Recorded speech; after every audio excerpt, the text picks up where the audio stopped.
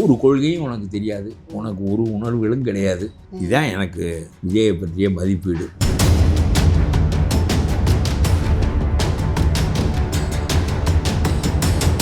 எனக்கு அனுமதி தர மறுக்கிறார்கள். எல்லாம் நோய். நான் தான் தமிழ்நாடு, தமிழ்நாடு தான் நான் என்று சொல்வது.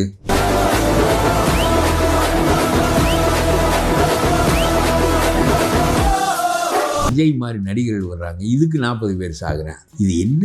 இந்த முட்டாள்தனத்தை எல்லாம் போக்க வேண்டாமா?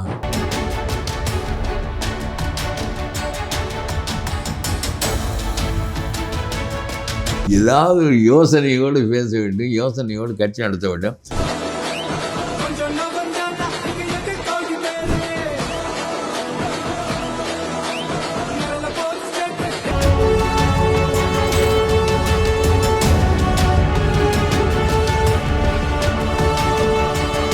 பொதுக்கூட்டம் நடத்துவதற்கு விண்ணப்பிப்பதற்கு 2 நாளைக்கு முன்னால் விண்ணப்பிக்க வேண்டும், தேர்தல் ஆணையத்துக்கு விண்ணப்பிக்க வேண்டும் என்றே தெரியாமல் போலீஸ்காரன் என்னை கெடுத்துட்டான், தாசில்தார் என்னை கெடுத்துட்டார்னு சொல்லி கொடுத்தா. இப்போ தாசில்தார், கலெக்டர் எல்லாரும் all are under the control of the election commission. Now election commission rules the state. பேருக்கு தான் ஸ்டாலின் காரில் 5 கோடி பணம் இருந்தால் எடுத்துருவேன். நான் தான் முதலமைச்சர்னா முதலமைச்சர் அப்புறம் அந்த போலீஸ் எல்லாம் இப்போ தேர்தல் ஆணையத்தினுடைய கட்டுப்பாட்டுக்குள் போய்விட்டது. அதனால் ஒன்றும் புரியவில்லை. இதையே பேசிக்கொண்டு தெரிய வேண்டியதான். வாக்காளர் பட்டியலில் உள்ள பொய் வாக்குகளை பூரா எடுத்து விட்டார்கள். இனிமேல் 80-85% வாக்குகள். அதுதான் புதிய வாக்காளர்கள் எல்லாம் விஜய்க்கு தான் ஓட்டு போட போறாங்கன்னு சொல்லி. புதிய வாக்காளர்கள் போதுமானவர்கள் இல்லையே. மொத்த வாக்காளர்கள் ஒரு 5.5 கோடி பேர் இருக்கிறார்கள். புதிய வாக்காளர்கள் விஜய்க்கு போட்டுருவாங்க. புதிய வாக்காளர்கள் புதிய வாக்காளர்களுக்கு புரியாதா? புதிய வாக்காளர்கள் இந்த திட்டங்களால் கவரப்படுகிறார்களா? அதாவது நம்ம நாட்டில் ஒன்று சொல்றேன், நான் இந்த தேர்தல் கிடக்கட்டும், இந்த தோனி வர்றாரு போறாரு, இதெல்லாம் ஒரு பேச்சா? இந்த தோனி என்ன பண்ணிவிட்டார் இந்த நாட்டுக்கு? பகத்சிங் இந்த நாட்டுக்காக உயிரை கொடுத்தான். பாபு சிதம்பரம் பிள்ளை இந்த நாட்டுக்காக செக்கெடுத்தார். ஒவ்வொருவனும் ஒரு காரியம் பண்ணுகிறான் பொது வாழ்க்கையில். நான் சொல்கிறேன், இல்லை இந்த தோனி இவனுக்காக சாகுறான் 10 பேர். அப்புறம் அந்த மெஸ்ஸின்னு ஒருத்தன் இதிலேருந்து வர்றேன், அர்ஜென்டினாவிலேருந்து, கல்கத்தாவில், அவனுக்காக 10 பேர் சாகுறான். அப்புறம் இந்த விஜய் மாதிரி நடிகர்கள் வர்றாங்க, இதுக்கு 40 பேர் சாகுறேன். இது என்ன? இந்த முட்டாள்தனத்தை எல்லாம் போக்க வேண்டாமா? அப்புறம் புது வாக்காளர்கள் வாக்கு போடுவார்கள் என்றால் புது வாக்காளர்கள் வேண்டாம், பழைய வாக்காளர்களும் விஜய்க்கு வாக்களிக்கட்டும். என்னுடைய கருத்து, Stalin should be replaced by somebody else. அதுக்கு உனக்கு நீ தகுதி இல்லை. எடப்பாடி அரசியல் ரீதியாக அவர்கள் சந்திக்கிறார்கள், ஆகவே அவர்கள் தான் வர முடியும் என்று பல கட்சிகள் சேர்ந்திருக்கிறார்கள். நீ நான் திருநெல்வேலியில் நெய்யில் செஞ்ச அல்வா தரேன்னு சொன்னியே, எவனா தானே 3 வருஷமா வாருங்கள் மந்திரி பதவி தருகிறேன், வாருங்கள், இங்கே வாருங்கள். அங்கே இடமே கிடைக்கவில்லை உங்களுக்கு. இங்கே இடமும் கிடைக்கும், மந்திரி பதவியும் கிடைக்கும், உங்களை கூட்டணியில் சேர்த்துக் கொள்கிறேன், கூட்டணி அரசாங்கம் அமைக்கிறேன் என்று ஸ்டில் அன்டெஸ்டட் அப்படிங்கிறதுனால போகாம இருக்காங்க. கரெக்டா? அப்புறம் மக்கள் ஓட்டு போடுறது மட்டும் அன்டெஸ்டட்ங்கிறது பொருள் என்னன்னா, மக்களுக்கு இவரை பற்றி தெரியாது என்பதனால் வாக்களிக்க மாட்டார்கள் என்று அரசியல் கட்சிகள் கருதுகின்றன. புரியுதா? இவர் அன்டெஸ்டட்.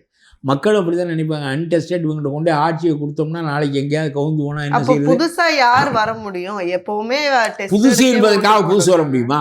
புதுசு என்பது மூலத்தனமாக இருந்தால் இந்த ஜான் ஆரோக்கியம் மாதிரி முட்டாளில் வைத்துக்கொண்டு கட்சி நடத்துகிறார். இவருக்கு விண்ணப்பிப்பதற்கு 2 நாளைக்கு முன்னால் விண்ணப்பிக்க வேண்டும் என்பதே, பொதுக்கூட்டத்திற்கு விண்ணப்பிக்க வேண்டும் என்பதே தெரியவில்லை. போலீஸ்காரன் எனக்கு தரவில்லை. ஸ்டாலின் என்னை ஒழிக்க நினைக்கிறார், எனக்கு அனுமதி தரவில்லை, அதை செய்யவில்லை, இதை செய்யவில்லை. நான் உங்களுக்கு தமிழ்நாடு முழுவதும் பஸ் விடுகிறேன். என்ன பேச்சு? பிறகு இவர் ஒவ்வொரு பெண்ணினுடைய பிள்ளைக்கும் மாமச்சீர் அனுப்புவாரான். எந்த பணத்தில்? உன் சொந்த பணத்திலையா? அரசாங்கம் பணம் வரியாக வருகிறது, ஒரு திட்டம் என்று நீ கொடுக்குறாய். இதில் என்ன மாமன் என்று உன்னை சொல்லி கொடுக்குறாய்? நான் கேட்குறேன், இதெல்லாம் என்ன? அரசாங்க பணத்தில் கொடுப்பதற்கு உன்னுடைய சொந்த பணத்தில் பல கோடி வைத்திருக்கிறார். ஒரு 1000 பெண்களை தேர்ந்தெடுத்து என்னுடைய ரசிகைகள், அவர்கள் ஏழைகள், ஆகவே அவர்கள் பெறுகின்ற பிள்ளைகளுக்கு நான் கொடுக்குறேன் என்று நீ சொன்னால் நான் பாராட்டுவேன். எம்ஜிஆர் அதை செய்தார். எம்ஜிஆர் விடாமல் கட்சிக்காரன், வேண்டியவன், இல்லாமல் நிற்கின்றவன், அவ்வளோ பேருக்கு சாப்பாடு போடுவது, கொடுப்பது என்பதை செய்தார். நீயும் பணத்தை வைத்திருக்கிறாய், செய்யலாம். அப்பொழுது மாமன் நான் என்று அந்த பெண்ணிடம் உரிமை பாராட்டலாம். ஒரு 1000 பேரை நான் தேர்வு செய்கிறேன். என்னுடைய கட்சி ரசிகர்களாக இருக்கிறவர்கள், ஏழைகளாக இருக்கிறவர்கள், அவர்கள் பிள்ளைகளுக்கு நான் மாமச்சீர் அனுப்புகிறேன். 15 ஆண்டுகளாக நீ முயற்சி செய்திருக்கிறாய். அதற்கு அரசாங்க பணத்தில் வரி பணத்தில் அவர்களுக்கு கொடுப்பது என்பது அந்த ஏழை பெண் தோசை சாப்பிடுவதற்கே வரியில் 5 ரூபாய் கொடுக்குறாள். அவள் தோசை சாப்பிடுவதற்கு 5 ரூபாய் வரி கொடுக்குறாள். அதில் என்ன நீ மாமச்சீரி செய்கிறாய்? அது என்ன நீ என்ன மாமன் ஆகிறாய்? மற்றவனெல்லாம் மாமன் இல்லை, மற்றவனெல்லாம் வேற்று நாட்டுக்காரன், நீ தான் மாமனா அவளுக்கு அண்ணா. அது அரசாங்க பணத்தில் எதிர்ப்பு கொடுக்குறாய், சொந்த பணத்தில் கொடு. சொந்த பணத்துல தமிழ்நாடு முழுக்க கொடுக்க முடியாது. அதனால நான் என்ன சொல்றேன்றதை கேட்டுக்க மாட்டேங்கிறேன். ஒரு 1000 பேரை தேர்வு செய்தால் கொடுத்தது உண்டா நீ என்று கேட்கிறேன். நான் 1000 பேரை தேர்வு செய்து கொடு. எம்ஜிஆர் போல் 100 பேரை தேர்வு செய்து கொடு. வேண்டியவர்களுக்கு கொடு, பழகியவர்களுக்கு கொடு, பக்கத்தில் இருப்பவர்களுக்கு கொடு. வள்ளுவர் கூட அதை ஒப்புக்கொள்கிறார். தனக்கு வேண்டியவர்களெல்லாம் பசித்திருக்க எங்கோ ஒருவனுக்கு உதவி செய்ய போகின்றவன் முட்டாள் என்று திருவள்ளுவர் சொல்லுகிறார். வேண்டியவனெல்லாம் பசித்திருக்க, தன்னுடைய குடும்பம் பசித்திருக்க, பக்கத்தில் உள்ளவன் பசித்திருக்க, உறவு பசித்திருக்க, ஊர் பசித்திருக்க, எங்கேயோ போய் ஒருவனுக்கு தர்மம் செய்வது என்பது முட்டாள்தனம் என்று சொல்கிறார். பேதமையினுடைய அடையாளம் என்று சொல்கிறார்கள். அதுபோல சொல்லுகிறேன், நாம் சொந்தத்தில் எதுவும் செய்ததாக பொது வாழ்க்கையில் வெளிவரவில்லை. சும்மா செத்து போனால் நெருக்கடி வந்தால் மட்டும்தான் 20 லட்சம் கொடுப்போமே தவிர, இதெல்லாம் பேசுவதற்கே தேர்தல் இருக்கின்ற காரணத்தினால் பேச வேண்டியது ஏற்படுகிறது. இல்லைன்னா இதெல்லாம் பேச வேண்டிய தேவையே கிடையாது. ஒரு கொள்கையும் உனக்கு தெரியாது, உனக்கு ஒரு உணர்வுகளும் கிடையாது, நீ வச்சிருக்கிறவனும் அறிவாளி கிடையாது. எல்லா முட்டாள்களும் முட்டாள்தனமாக யோசனை சொல்லுகிறான். ஒரு கூட்டத்திற்கு விண்ணப்பிப்பதற்கு யார் வேண்டும், எத்தனை நாள் வேண்டும் என்பதே தெரியாமல் நீ அரசியலுக்கு நுழைகிற. 25ஆம் தேதி இதெல்லாம் முடிந்துவிடும். பிறகு அப்புறம் என்ன செய்வாய்? ஆனா நேரு அவர்கள் மேல இருக்கக்கூடிய அந்த வழக்கு ஒட்டுமொத்த திமுகவையும் எப்படி பாதிக்கும்? எங்க அந்த ஆளை எதுக்கு காப்பாத்துற? ஒட்டுமொத்த திமுகவை பாதிக்காது இல்லை, அதை விட எதுக்கு காப்பாத்துற? உள்ள அனுப்பு. ஒட்டுமொத்த திமுகவையும் பாதிக்காது இல்லை. உனக்கும் பங்கு வருதே. உனக்கு இப்படி நேருவா அடித்து கொள்ள வைத்து விட்டு விடுவாயா நீ? உனக்கு தொடை என்றால் தொடை, அவனுக்கு விழா என்றால் விழா, இவனுக்கு நெஞ்சு கூடு என்றால் நெஞ்சு கூடு. இப்படி எல்லாருக்கும் பங்கு போய்த்தானே அங்கே நடக்கிறது. அதனால தானே நீ அவரை காப்பாற்ற நினைக்கிறாய். நீயும் சேர்ந்தல்லவா சிறைக்கு போக வேண்டும். பிறகு அவர் என்ன எழுதி வைத்திருக்கிறாரோ கம்ப்யூட்டரில் யாருக்கு தெரியும்? அதனால் இது ஆட்சியே இல்லை, இது ஒரு கொள்ளை கூட்டம். நான் சொல்லுவேன், தைரியம். அலிபாபாவும் 40 திருடர்களும் போல ஸ்டாலினும் அவருடைய அமைச்சரவை. ஒரு யோக்கியன், அடிக்காதவன் ஒருவன், வழக்கை சந்திக்காதவன் ஒருவன். எல்லாருக்கும் எல்லாம் தெரியும். ஆனால் இந்த மக்களை எப்படி பழக்கப்படுத்தி வைத்திருக்கிறார்கள் என்றால், அதெல்லாம் இருக்கையா, எனக்கு அண்டா தந்தானா குண்டா தந்தானான்னு இந்த அண்டாவுக்கு அடித்து கொள்கிறார்களே. 26 கட்சிகளுடைய கடமை ஸ்டாலினுடைய அரசியலினுடைய பொக்கைத்தன்மையை, அயோக்கியத்தனத்தை வெளிப்படுத்த வேண்டிய கடமை அவருடைய சார்ந்த பொது கட்சிகளுக்கு உண்டு. அவர்களெல்லாம் தேர்தலின் போது தான் இடஒதுக்கீட்டுக்கு போக வேண்டுமே தவிர, இருப்பதில் எது தேவையோ அதை நோக்கி போகட்டும். ஆனால் மற்ற காலங்களில் ஏன் 40 அடிக்கு 30 அடி சாலை போட்டா என்று கேட்க மாட்டார்கள். ஏன் நேருவின் மீது 1500 கோடி ரூபாய் அடித்த பிறகும் வழக்கு தொடுக்கவில்லை என்று கேட்க மாட்டார்கள். ஏன் இப்படி ஒவ்வொன்றும் இதை செய்தது அமலாக்கத்துறை, அதை செய்தது விஜிலன்ஸ், இவர்களெல்லாம் அரசியல் கட்சிகள் இல்லை. ஆனாலும் இந்த வழக்குகள் எடுக்கப்படுவதில்லை. ஏன் வேங்கை வயலில் மலத்தை குடிநீரில் கலந்தா என்று கேட்க மாட்டார் நம்முடைய விடுதலை சிறுத்தைகள் திருமாவளவன். எங்களுக்கு 2 இடம் எப்படி குறையலாம் என்று தான் கேட்பார். 2 இடம் கூடினாலும் குறைந்தாலும் நீ யாருக்காக பேச வேண்டுமோ அவர்களுக்காக பேசுவதில்லை. அப்புறம் 2 இடம் கூட பெற்று நீ என்ன பேச போகிறாய்? இதுவரையிலும் அம்பேத்கர் காலத்தில் உள்ள குடிநீரை எடுக்காதே என்று சொன்னார்களே தவிர, வீதியில் வராதே என்று சொன்னார்களே தவிர, எங்களை தொடாதே என்று சொன்னார்களே தவிர, மலத்தை கலந்தார்களா? இவ்வளவு பெரிய கொடுமை தமிழ்நாட்டு அரசியலில், தமிழ்நாட்டில் வளர்ச்சி அடைந்த தமிழ்நாட்டில், முதிர்ச்சி அடைந்த தமிழ்நாட்டில் ஸ்டாலின் ஆட்சியில் நடக்கிறது. இதை கண்டிப்பதற்கு ஸ்டாலின் அதை மூடி மறைக்க நினைக்கிறார். அதை செய்தவர்கள் யாராக இருந்தாலும் அந்த ஜாதி கோவப்படுமோ என்று நினைக்கிறார். இது என்ன, இது நியாயம்? செய்தவன் எவனும் அப்படின்னா ஒரு கிரிமினலையும் நீ தண்டிக்க முடியாதே. ஒவ்வொரு கிரிமினலுக்கும் ஒரு ஜாதி இருக்கிறதே. அவனுடைய ஜாதி எல்லாம் ஏன் இந்த இவன் கொலை செய்து விட்டான், இவனை உள்ளே வைக்கலாம். எங்கள் ஜாதிக்காரன் கொலை செய்தவனை எப்படி வைக்கலாம்? அப்புறம் அவன் கொள்ளையடித்து விட்டான், உள்ளே வைத்து விட்டான், எங்கள் சாதிக்காரன் கொள்ளையடித்தான். அது மாதிரி தானே நேரு எங்கள் சாதி, பொன்முடி எங்கள் சாதி என்று அதுக்கு மட்டும் சாதி சொல்லி கொண்டு வந்து உனக்கு பங்கு கொடுக்குறான். அவன் நீ பங்கு விடுனா 1,70,000 கோடி கொடுத்த ஆவணா ராஜா தாழ்த்தப்பட்ட மக்களுக்கு அந்த பணத்தை பிரித்து கொடுத்துருந்தால் எவ்வளவு பேருக்கு நன்மை செய்திருக்க முடியும்? கொடுத்தாரா? இப்பொழுது கரூர் காங்கிரஸ் எம்பி சொல்லியிருக்கிறார் செல்வ பெருந்தகையை பற்றி. அவர் பாட்டுக்கு சீட்டை விற்கிறாரு, காங்கிரஸ் இனிமேல் உருப்படாது என்று சொல்லியிருக்கிறார். இந்த மாதிரி ஒரு நிலைமை வந்து விட்டது. ஒருவரை இவர் தாழ்த்தப்பட்ட வகுப்பை சேர்ந்தவர், இவரை போட்டால் மக்கள் ஆகா நம்முடைய பிரதிநிதி தான் மாநில தலைவராக இருக்கிறார் என்று மகிழ்வார்கள் என்று கருதுகிறார். அகில இந்திய தலைமை கார்கேயும் தாழ்த்தப்பட்டவர், இவரும் தாழ்த்தப்பட்டவர். அந்த மக்கள் மகிழ்வார்கள் என்று நினைக்கிறார்கள், போடுகிறார்கள். ஆனால் யோகியனா கக்கன் மாதிரி இருந்தால் பேச்சில்லை. கக்கன் இருந்தார் தாழ்த்தப்பட்டவர், அவர் ஒரு அந்தணர் என்று நான் கட்டுரை எழுதினேன். கக்கன் தாழ்த்தப்பட்டவர் இல்லை, கக்கன் ஒரு அந்தணர் என்று கட்டுரை எழுதினேன் நான். வாழ்முறையால் தான் நம்முடைய ஜாதி தீர்மானிக்கப்பட வேண்டும், அவன் பிறப்பால் அல்ல என்று எழுதினேன். என்ன இவங்கெல்லாம் ரொம்ப கேவலமான முறையில் எல்லாத்தையும் விற்கிறார்கள். அப்புறம் இந்த தாழ்த்தப்பட்ட மக்களுக்காக நம்ம அந்த பதவியை கொடுத்து என்ன பயன்? கடைசியில் நம்முடைய ஆட்களுக்கு அது பயன்படாது. எல்லாவற்றையும் விற்று விட்டு இவர்கள் 5 ஸ்டார் ஹோட்டலில் நம்ம செல்வ பிறந்தகை எங்கே பலகாரம் சாப்பிடுவார் என்று சொல்கிறார்கள். தாஜ் ஹோட்டலில் தான் சாப்பிடுவாராம். அங்கேயும் இதே இட்லி தான் 50 ரூபா. என்ன நம்ம இட்லி 5 ரூபா. புரியாத, அதாவது புரியாதவனை வைத்து கொண்டு அயோக்கியனை திருத்தலாம், நெருக்கடி கொடுக்கலாம். அவனுடைய அயோக்கியத்தினை செயல்படாத முடக்கத்தை நாம் ஏற்படுத்தினால் கொஞ்சம் யோசிப்பேன். இது முட்டாளுக்கு புரியவே புரியாது. முட்டாள்களை யோசனைக்கு வைத்து கொண்டு நடத்துகிற கட்சியை நடத்த முடியாது. நமக்கு வாழ்க்கையே வேங்க வயலில் மலத்தை கலப்பதை விட நம்ம 8 பேர் எம்எல்ஏ ஆவது தான் நமக்கு வாழ்க்கையில் முக்கியம். யாருக்காக இந்த கட்சி போராட வேண்டுமோ, யாருக்காக குரல் கொடுக்க வேண்டுமோ, எந்த கொடுமையை நினைத்து, எந்த கொடுமையை முன்வைத்து மக்களுடைய மனநிலையில் மாறுதலை ஏற்படுத்த வேண்டுமோ அதை செய்கிறதுக்கு நம்ம தயாராக இல்லை. 8 இடம் 7 இடம் இதற்கே முக்கு என்று முக்கி, அப்புறம் அவருக்கு கொடுக்கவில்லை, இவருக்கு கொடுக்கவில்லை, என்ன உனக்கே நீ கொடுத்ததை வாங்கி கொண்டு போ, அவருக்கு கொடுக்கவில்லைன்னா எனக்கு வேண்டாம் சொன்னாயா நீ? இந்த தேமுதிமுகவுக்கு 0.5% இருக்கிறது. 0.5% இருப்பவர்களுக்கு 10 இடம் கொடுப்பது என்பது இது ஒரு புரியாதனம். இது ஏதோ ஏவா வேலு யுவா வேலு என்று எல்லாம் சொந்த மாம மச்சனங்கள்லாம் சேர்ந்து கொண்டு, பங்காளிகளெல்லாம் சேர்ந்து கொண்டு இதை செய்தார்கள் என்று சொல்லுகிறார்கள். அது ஒரு பக்கம் இருக்கட்டும். நீ எதிர்த்து போராடுவதென்றால் இங்கே வா. 0.5% வைத்திருப்பவனுக்கு அத்தனை என்றால் 3% ஓட்டு நான் வைத்திருக்கிறேன், 6 மடங்கு இடம் தர வேண்டும். அவனுக்கு 10 இடம் என்றால் எனக்கு 60 இடம் தர வேண்டும். கேட்க முடியும் ஒரு நாள். அப்புறம் உனக்கு செலவழிக்கிறதுக்கு பணம் வேணும், உனக்கு இடம் வேணும், எல்லாம் வேணும். அப்புறம் ஒன்றுமில்லாமல் போய்விட்டால் ரோட்டில் இருக்க முடியாது. எம்எல்ஏ ஆக இல்லாவிட்டால், எம்பி ஆக இல்லாவிட்டால் அப்புறம் வாழ்க்கையின் பயன் என்ன? அரசியலுடைய பயன் என்ன? சும்மா பேசுவதுதான். அவர் எதற்காக போனார் என்று அவருக்கு தான் தெரியும். அந்த 2 இடமும் வேண்டாம் என்று சொல்லிவிட்டு ஏன் போனார் என்று அவருக்கு தான். 2 இடம் வாங்குவதை விட வாங்காமல் இருப்பது நல்லது என்று முடிவு செய்திருக்கலாம். 2 இடமும் உதயசூரியனில் வாங்கினால் அது திமுகவாகவே ஆகிவிடுவோமே என்று கருதி இருக்கலாம், ஏதாவது இருக்கலாம். நான் சொல்கிறேன், அவருடைய நலன் எது என்பது அவருக்கே தெரியவில்லை என்றால் இதற்கு நாம் எதற்கு முக்க வேண்டும் என்று கேட்கிறேன்.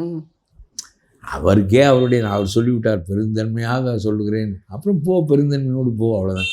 அப்புறம் உங்களுடைய கட்சியில் இங்கே போனால் அவர் பெருந்தன்மையாக இடங்களை விட்டு வந்து விடுவார். நாமெல்லாம் ஒரு கவுன்சிலராக கூட பிஜேபி உள்ள வரதை தான் தமிழ்நாட்டுக்கு பெரிய நெருக்கடி வரப்போகுது. அதுக்காக திமுகவோட இருக்கிறது திமுகவுக்கு ஆதரவு தர வேண்டியது தன்னுடைய கடமை. அதெல்லாம் விஜயை பற்றியெல்லாம் அவர்கள் பேசவில்லை, பிஜேபியை பற்றி பேசுகிறார். நீ தான் சும்மா விஜய் வருவதனால் விஜய் இல்லை, பிஜேபி வரதை தான் அவர் நெருக்கடின்னு சொல்றாரு. யாரு?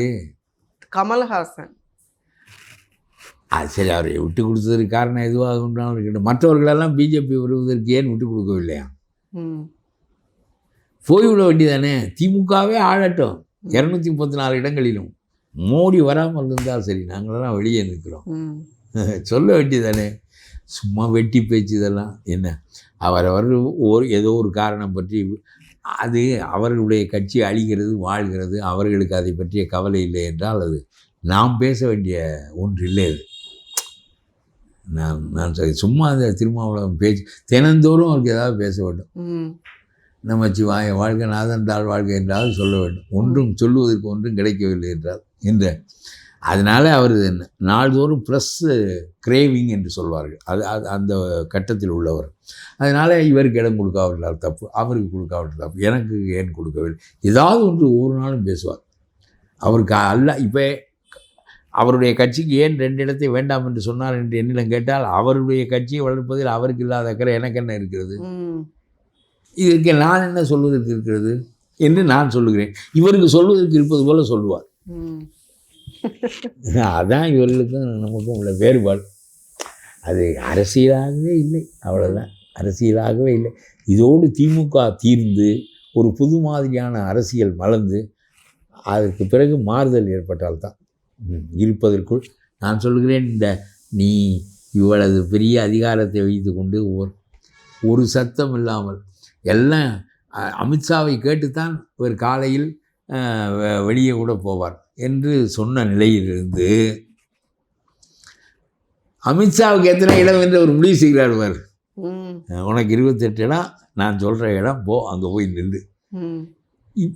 என்னடா 80ன்னாங்க, 60ன்னாங்க, 40ன்னாங்க, 27ங்கிறாங்க. 27 இந்த வாசன் கட்சிக்கெல்லாம் வேறு இடம் கொடுக்கணுங்கிறாங்க. அப்புறம் கடைசியில் என்னடா இருக்குது? அப்புறம் என்ன அமித்ஷாவின் கையில் இருந்த இரட்டை குழல் துப்பாக்கி என்ன செய்யுது? ஒரு சத்தம் இந்த பாருங்க, யார் வேட்பாளர் அவரே முடிவு செய்கிறார். யாருக்கு எவ்வளோ இடம் கொடுக்க வேண்டும் அவர் முடிவு செய்கிறார். யாருக்கு எந்த இடத்தை கொடுக்க வேண்டும் அவர் முடிவு செய்கிறார். எல்லாரும் ஏற்றுக்கொண்டு விட்டார்களே, ஒரு சத்தம் கேட்கவில்லையே. அங்கே ஒரே சத்தமாக இருக்கிறது. அவருக்கு ஏன் கொடுத்தா, இவருக்கு ஏன் கொடுத்தா, இவருக்கு ஏன் கொடுக்கவில்லை, ஒரே சத்தம், புலம்பல். அழுது கொண்டே சிரிக்கிறார்கள், சிரித்து கொண்டே அழுகிறார்கள். ஒரே புலம்பல், சுடுகாட்டு புலம்பலாக இருக்கிறது. இங்கே அப்படி வலிமையற்றவர் என்றும் ஒரு பெரிய அடிமை என்றும் அமித்ஷாவுக்கு குற்றவியல் செய்கிறவர் என்றும் சொன்னார்களே. இப்பொழுது அமித்ஷாவினுடைய கட்சியாக நாடாள போகிறது. அமித்ஷாவுக்கு உனக்கு இத்தனை இடம், அதாவது எதற்கும் சில பேர் பதில் சொல்லாமல் இருப்பார்கள். பிறகு அமைதியாக இருந்துவிட்டு செய்வதை செய்து விடுவார்கள். பயப்படுகிறவன் என்றால் எடப்பாடி தலையில் ஏறி உட்கார்ந்திருக்கிறார் அமித்ஷா என்றால், அமித்ஷா 167 இடத்தில் நிற்பார், எடப்பாடி 28 இடத்தில் நிற்பார். நடக்கிறதா? அதெல்லாம் சும்மா இப்படியே வெட்டி அரசியல், பொய் அரசியலை பேசி நிறைய செய்திகளை பேசலாம். விவாதங்கள் எத்தனையோ சிறந்த விவாதங்கள் நடக்கலாம். என்ன நம்ம ஜனநாயகத்தின் தன்மை என்ன, ஏன் இந்த ஜாதி தலை தூக்குகிறது, மதம் தலை தூக்குகிறது, எத்தனையோ நல்ல விவாதங்களெல்லாம் இருக்குண்ணா. அதையெல்லாம் விட்டு இந்த விஜய்னு பேச வேண்டியிருக்கு, தோனின்னு பேச வேண்டியிருக்கு. இந்த இல்லாத பேச்சே பேசுவதற்கு மிகப்பெரிய காரணம் அறிவுபூர்வமாக நம்முடைய அரசியல் எடுத்து செல்லப்படவில்லை. இந்தியாவுக்கு மோடி வேண்டும் வேண்டாம் என்று நீ போராடு, நியாயம். அப்பொழுது தமிழ்நாட்டு அரசியலில் நீ வகிக்கின்ற பங்கு என்னவோ அது மோடிக்கு பாதகமாகவோ சாதகமாகவோ அமையும். அப்பொழுது நீ சொல்வது ஞான், மோடி வரக்கூடாது, அவர் தோற்ற, ஹீ ஷுட் பி டிஃபீட்டட் என்று சொல்வது சரி. இங்கே என்ன, he has no role at all. அவரோட ஆளுகளும் பிஜேபி, அதிமுக பின்னாடி ஒரு 4-3 இளைஞர்கள் ஓடி வருவார்கள். அதில் ஒன்று பிஜேபி. அவ்வளோதானே.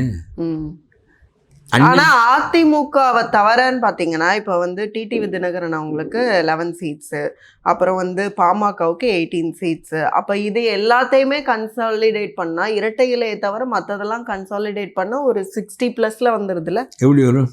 கூட்டி பாரு. 169 இடத்துல நிற்கிறாரு. 170, 234 இடம். அங்கிட்டு ஒரு 34, இங்கிட்டு ஒரு 30, 64 இடம் இவர்களுக்கு கொடுக்கப்பட்டிருக்கிறது. 64 இடத்தில் நிற்பவர் வர முடியுமா? 169 இடத்தில் நிற்பவர் வர முடியுமா? என்ன இந்த இவங்க பூரா மூளையை கலக்கி விட்டாங்க. திமுக கூட்டணி கிட்டத்தட்ட நிறைய கட்சிகளோட சேர்ந்து இன்னைக்கு வலுவா நிற்கிறது. நாங்க தான் 2.0 நாங்க தான் அமைப்போம் அப்படின்னு எல்லாம் சொல்றாங்க. நான் சொல்றது தானே. அதுக்கப்புறம் இவன் போனான்னா அதோட முடிஞ்சிச்சு. திமுகவே கதிரவன் மாலையில் மறைவது போல இவர்களும் மறைவார்கள். அதுல குறிப்பா 40 அடிக்கு ரோடு போடுறான்னா 30 அடிக்கு போட்டுட்டு ஆயிரக்கணக்கான கோடி அடிக்கிறவன் மேலே வழக்கு தொடுக்க முடியல. நம்முடைய நாட்டு சட்டம் தாக்கு பிடிக்க முடியல. ஹைகோர்ட்டுக்கு போகுது. நம்ம KN நேருவின் மீது வழக்கு போடுங்கள் என்று ஹைகோர்ட்டுக்கு வழக்கு போகிறது. வழக்கு போடு என்று ஹைகோர்ட் சொல்லுகிறது. அதுக்கான ஆதாரங்கள் இருக்கின்றன. அவை கோர்ட்டில் சமர்ப்பிக்கப்பட்டிருக்கின்றன. நேருவின் மீது வழக்கு பதி என்று போலீஸுக்கு சொல்லுகிறது. வழக்கு பதியவில்லை. பிறகு 1 மாதம் கழித்து இன்பதுரை என்கின்ற அதிமுகவினுடைய ராஜ்யசபா உறுப்பினர் அவர் மறுபடியும் போகிறார். என்ன நீங்கள் உத்தரவு போட்டீர்கள், அவன் மதிக்க மாட்டேன்கிறான், குண்டிக்கு கீழே போட்டு உட்கார்ந்து கொள்கிறான், இவ்வளவு தானே நம்ம ஹைகோர்ட்டினுடைய மதிப்பு என்று இவர் கேட்கிறார். கேட்ட உடனே அப்படியா செய்து விட்டார்கள், சரி கண்டெம்ட் உடனே இவர் கொண்டு போகிறார். கண்டெம்ட் கோர்ட்டை அவமதித்தார்கள் என்று வழக்கு போட்டு அவர்களை பிடி என்று கோர்ட்டு உத்தரவு போட போகுது. அப்பொழுது இவர்கள் நாங்கள் சுப்ரீம் கோர்ட்டில் அப்பீல் செய்திருக்கிறோம், ஆகவே சுப்ரீம் கோர்ட் முடிவு தெரியட்டும்